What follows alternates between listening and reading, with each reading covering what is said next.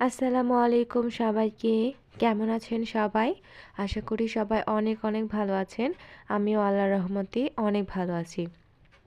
আমি রিফা। আমি একজন নতুন ব্লগার এবং এই ইউটিউব পেজে এটা আমার দ্বিতীয় ব্লগ। আশা করি সবার অনেক ভালো লাগবে। আমি চেষ্টা করছি আরও অনেক ভালোভাবে ভিডিও করার এবং ভয়েস দেওয়ার। আপনারা সবাই আমার পাশে থাকবেন যাতে আমি আরও ভালো মতো ভিডিও করতে পারি এবং আপনাদের সাথে আমি ভিডিওগুলো শেয়ার করতে পারি। আর এই ভিডিও শেয়ারের মাধ্যমে আপনাদের ভালোবাসাও আমিও অনেক বেশি পেতে পারি। তো আজকে আমি বানাচ্ছিলাম চিতই পিঠা। আর রাজশাহীতে চিতই পিঠা খেতে সবাই অনেক ভালোবাসে, তবে মাংস দিয়ে। তো আমাদেরও দুপুরবেলা মাংস হয়েছিল মুরগির, সেটা দিয়ে আমরা চিতই পিঠা খাবো বলে প্রিপারেশন নিচ্ছিলাম।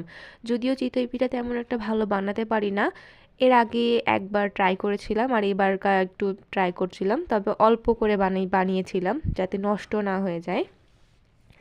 এই চিতই পিঠা বানানো শিখেছি হচ্ছে আমি আমার খালার কাছে, আর কিছুটা ইউটিউব দেখেও শিখেছি। তো সেইভাবে বানাচ্ছিলাম আর কি। তবে পাশাপাশি আমাকে আমার আম্মুও সাহায্য করছিল, কারণ যেহেতু আমি একা ফোন ধরে আবার সব কিছু প্রিপারেশন নিতে পারবো না চিতই পিঠা বানানোর জন্য। ওই জন্য আমার আম্মু আমাকে একটু হেল্প করছিল, একটু না অনেক বেশি হেল্প করেছে।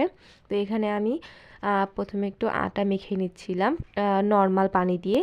আর এই তো আমার মাখানো হয়ে গেছে, অফ ক্যামেরাতে আমি মাখিয়ে ফেলেছি। আর মাখিয়ে এটাকে আমি 5 থেকে 6 মিনিট রেস্টে রাখবো।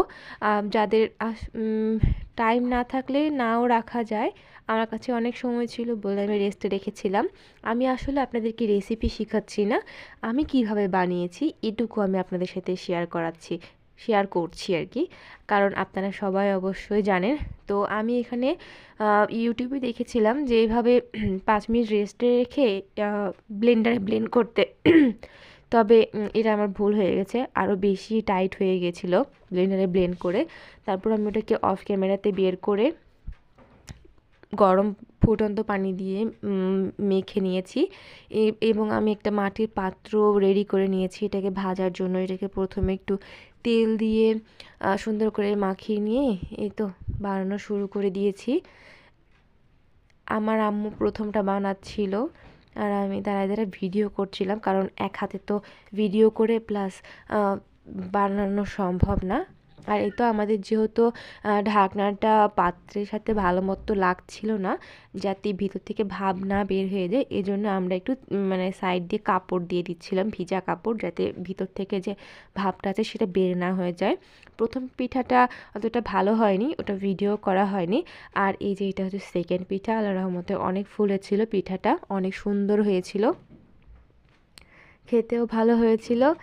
আর হচ্ছে মানে বানানোও ভালো হয়েছিল। প্রথম পিঠাটা ওখানে রেখে দিয়েছি আর কি, অতটাও ভালো হয়নি। তারপরে এই তো আবার ভিজা তেনা দিয়ে পাত্রটাকে ভালো মতো মুছে নিচ্ছিলাম। এটা হচ্ছে মাটির পাত্র। ভালো মতো মুছে নিয়ে আবার দিচ্ছিলাম। আমরা আসলে বেশি একটা বানাইনি, অল্প করেই বানিয়েছিলাম, যেহেতু ফার্স্ট টাইম বানাচ্ছি, যদি না হয় এই জন্য।